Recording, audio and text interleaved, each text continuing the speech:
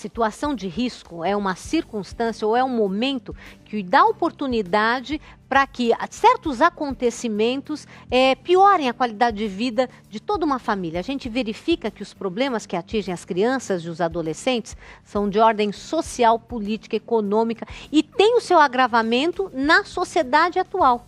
Mas, no entanto, existe cada vez mais um engajamento da sociedade para intervir junto a esse grupo que está marginalizado. Isso porque a situação de risco, o risco mesmo, propriamente dito, ele não está somente naqueles contextos geradores, nos subgrupos sociais, não. Como a gente está vendo aqui, atinge toda a população e grande parte das famílias passa por essa situação. E existe a possibilidade desses traumas eles serem superados sim na vida adulta, né? Mas a que custo se isso seria possível? Que essa superação existisse? Quais seriam de fato os resultados? É isso que nós estamos conversando hoje aqui com a psicóloga Larissa, que está nos dando uma orientação a respeito dessa situação tão importante. Larissa, eu gostaria que você se abordou no bloco anterior a questão de um tipo de violência que a gente vê mesmo nas famílias, no dia a dia, não é? E eu queria que você falasse um pouquinho sobre a questão do jovem ou da criança que não dá trabalho. É aquele jovem, aquela criança que todo professor diz, olha, ele é bonzinho, quietinho, fica lá no canto.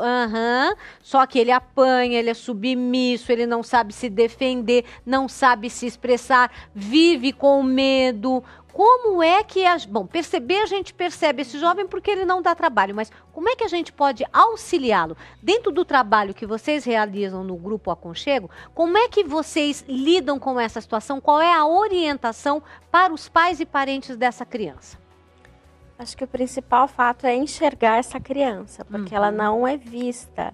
Como ela é muito quietinha, ela é descrita como perfeita. É um amor de filho. Não dá trabalho, né? Só que quando você vai perceber, não tem amigos, exatamente, passa o dia todo na televisão ou no computador, tem uma autocrítica imensa, porque qualquer coisa que eles fazem não tá bom. Eu percebo muito nas crianças menores desenhos. Sim. Então eles apagam várias vezes, ele fala, tá feio, joga a folha fora, quer fazer outro, porque eles não acham que eles são bons o bastante.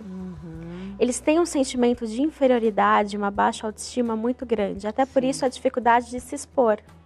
Então é geralmente aquela criança que ela não fala, ela fica quietinha, ela brinca sozinha, ela não traz amigos para casa. Exatamente. E passa a impressão de que é uma criança que está bem, que é tímida, mas atrás dessa timidez excessiva pode estar escondida uma baixa autoestima e pode na adolescência se tornar até alguns casos de depressão. Verdade. Nós recebemos alguns adolescentes que se acham feias, que não gostam do corpo, não gostam do cabelo, e elas olham e falam, ai, mas minhas amigas saem, meus amigos saem, ai, isso não é pra mim, eu não gosto disso. Eles são chatos, são bobos, dão risada de coisas que eu não vejo graça. Isso pode sim se transformar a longo prazo, dependendo da intensidade, da duração e do nível de comprometimento na rotina, numa depressão na adolescência. Ô Larissa, assim, a melhor forma de descobrir assim, esses dados é o diálogo? Conversando mais com o filho, com o adolescente? É o diálogo. Geralmente os amigos vão perceber mais isso do que a família. Sim. Algumas adolescentes, elas falam, minha amiga falou que eu não tô bem. Eu não sei se eu concordo com ela, mas pequenos gestos você vai percebendo e você tem que estar atento. Se a família não conseguir um canal de diálogo para aquele adolescente se abrir, pode encaminhar para um profissional. Certo. Porque talvez com uma pessoa que não seja da casa, ele se abra com mais facilidade. Se sente mais à vontade, né? Sabe que não vai ser criticado, que aquela conversa não vai sair dali, não tem o medo de magoar ou ferir alguém. E com relação a atitudes, quais são os conselhos que vocês, as orientações que vocês oferecem para o familiar que diz que tem uma criança nessa situação, que não sabe se defender, que não tem amigos, que não interage, fica sempre isolada?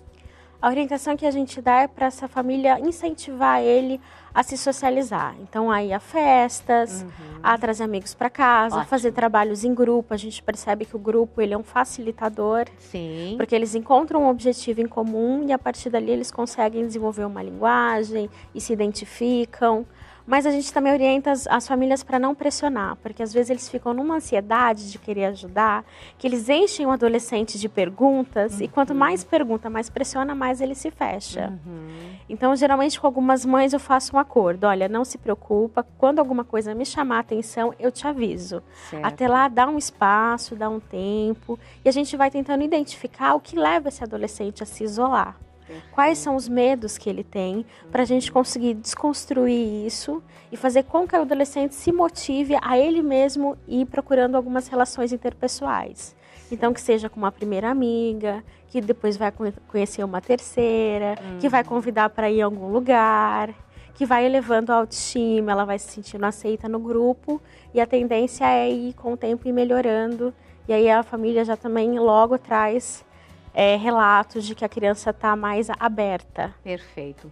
Você estava falando também de um dado muito importante, que é a questão da violência que é feita em termos emocionais, não é? Porque a gente, quando fala em violência, logo imagina a violência física, faz uma associação direta.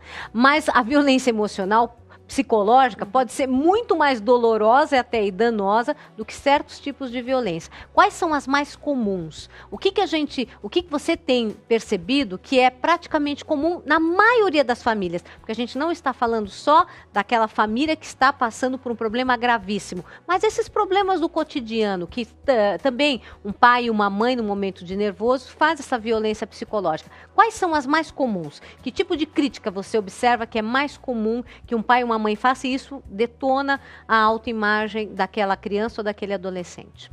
Se você perguntar para a maioria das crianças e para as famílias se existe violência psicológica, elas vão dizer que não. É verdade. Porque ela é muito naturalizada na nossa cultura. Você dizer para uma criança que ela tá feia, que ela é burra, que ela não aprende, que ela é lenta. Que vai ser sempre assim, que você não tem jeito mesmo, não é verdade? Que é igual você seu não tem pai. jeito, exato. Então, isso eles não identificam como violência porque está Perfeito. enraizado na nossa cultura. Então, é algo que passa despercebido. Mas se você perguntar, se você for esmiuçando e dando exemplos, a criança ela acaba falando, a adolescente, minha mãe fala isso mesmo, que eu não sei fazer nada direito, Olha aí. que eu não presto, que se eu continuar assim eu não vou ser ninguém na vida. Vai falando, porque Larissa, o que você está dizendo, eu tenho certeza que muita gente em casa está falando, meu Deus, eu já falei isso, sem imaginar que seria tão danoso assim, até porque já deve ter ouvido, porque a gente vê que é a vítima da vítima da vítima, não é verdade? Ouviu também pequeno e está reproduzindo. Então eu queria que você desse mais exemplos ainda de coisas que são violência. Porque, eu falo assim pro meu amiguinho assim, você é burro. Na intenção dele falar assim, não, eu não sou burro, eu vou mostrar pra você que eu sou inteligente. Não funciona a gente ficar criticando os outros pra pessoa tomar uma postura? Pode falar, Larissa. Não funciona, porque corre o risco da pessoa acreditar que ela é aquilo mesmo. E ela, ao contrário de se motivar para provar o contrário, ela pode aceitar aquilo e tomar aquilo para si e passar a agir só daquela forma. Então, eu não vou fazer porque eu sei que não vai dar certo mesmo, porque eu sou um burro, porque todo mundo fala que nada que eu faço é bom. Então, para que eu vou fazer? Então, ele passa a acreditar que aquilo é verdade. Então, nós percebemos, por exemplo, crianças com problemas de aprendizagem. Sim. Chega muita queixa. E, às vezes, não é uma questão de um transtorno. É um medo de errar e de ser criticado em público, porque o pai falou que é burro, porque a mãe falou, você é um analfabeto mesmo, você não vai ter jeito. Vai logo começar a trabalhar. Não fica pensando em estudar, não, porque isso não vai dar certo. Vai ganhar dinheiro que é mais rápido. Sim. E eles acabam, às vezes, seguindo a orientação dos pais. Então, eu não sei cuidado se com a palavra, não. Eu não sei se é porque acreditar que aquilo é verdade mesmo, ou porque falar, já foi sugerido mesmo, é isso que eles esperam de mim, então é isso que eu vou fazer. Perfeito. Mas a violência psicológica, ela é a mais naturalizada, tanto das mães com muito medo das meninas engravidarem cedo e acabam insistindo nisso, e elas começam até a pensar, até que não seria ruim, né? A minha família inteira foi assim, você assim também. Me dá um exemplo desse dado, porque é importante. A gente sabe que o número de adolescentes grávidas tem subido assustadoramente. Quais são posturas que as mães têm, ou os pais, que com a melhor das intenções, no sentido sempre de alertar, mas que podem induzir a uma precipitação dessa situação da descoberta sexual, desse despreparo para um relacionamento e gerar uma gravidez? Que tipo de frase, que tipo de atitude pode inconscientemente estar levando justamente a essa situação? Como eu trabalho com um público de uma região de muita vulnerabilidade social, para aquelas meninas, às vezes, ter um filho significa ser vista na sociedade, ser reconhecida. Porque ela sai do status de adolescente e ela se torna uma mãe. Sim. Uma possível dona de casa, dá um certo poder a elas. Entendi. E como muitas já estão acostumadas a cuidar dos irmãos menores, para elas os cuidados até que ela não vê nenhum problema. Porque se eu cuido do meu irmão, eu posso cuidar de um filho. E eles não têm essa preocupação com as consequências de onde eu vou morar, como eu vou sustentar. Dar a educação. Dar educação. Eles não pensam nisso. Sim. Para elas é uma questão também de se colocar socialmente. Olha, que profundo. De eu cresci. Agora eu não sou mais adolescente, eu sou uma mulher, eu sou uma mãe. E o filho é dela, né? Porque eles têm muito essa questão do ter.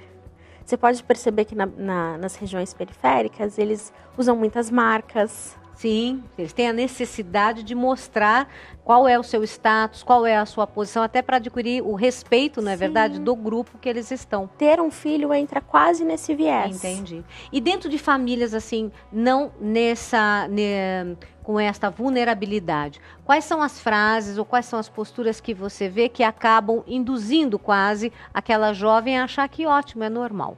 Tem alguma coisa que seja mais comum? Eu percebo que não tem uma frase que vai induzir uma adolescente a ficar grávida, até porque tem casos que elas realmente se apaixonam e ali no momento do envolvimento elas acabam esquecendo de se preservar. Mas eu percebo que quando há na família, já é muito comum as mulheres terem engravidado cedo, é mais provável que essa adolescente ela vá ter uma gestação, porque não causa um estranhamento. Sim, não há muita expectativa na família de que aquela menina estude, vá trabalhar fora, vá fazer uma faculdade. É muito comum elas já serem criadas para fazer o ensino fundamental, o ensino médio, engravidar, ter um filho, cuidar da casa. Eu acho que é mais uma questão de gerações fazendo a mesma escolha. Como é que se pode romper isso? O que você viu que tem ajudado a se romper esse círculo vicioso? Nós temos feito intervenções questionando muito as questões de gênero com essas adolescentes. Porque assim, nós percebemos que elas são educadas para serem mães, donas de casa e obedecer os maridos. Certo. E quando a gente coloca para elas exemplos de mulheres que trabalham, têm sua carreira, têm sua casa e que são independentes, isso muitas vezes se torna atrativo para elas. Perfeito. E elas passam a enxergar que existe uma outra possibilidade. Nossa, perfeito, Larissa. Dar exemplos de pessoas que elas admiram, que são bem-sucedidas e tiveram uma vida diferente nesse aspecto. Escolhas diferentes, na verdade, não é? Gente, olha quanta coisa nós aprendemos hoje com a Larissa a respeito dessas situações de risco que muitas vezes estão ali, pertinho de nós e a gente não observou. Então, você quer assistir de novo essa entrevista para você aprofundar em mais alguma coisa, observar mais algum tipo de declaração que ela deu para você repensar?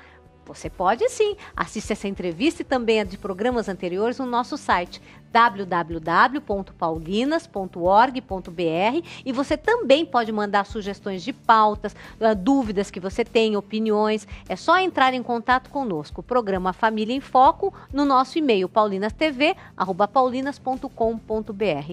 Olha, Larissa, eu só tenho a te agradecer. Você foi ótima. Eu espero que você volte mais vezes para que a gente possa abordar outros aspectos desse mesmo problema, para que a gente possa realmente melhorar a nossa sociedade. Muito obrigada. Obrigada. E olha, vocês fiquem aí, porque a gente vai rapidinho para o intervalo e voltamos logo em seguida com aquela matéria que eu te falei, do voluntariado, que eu tenho certeza vai mexer com você. Até mais.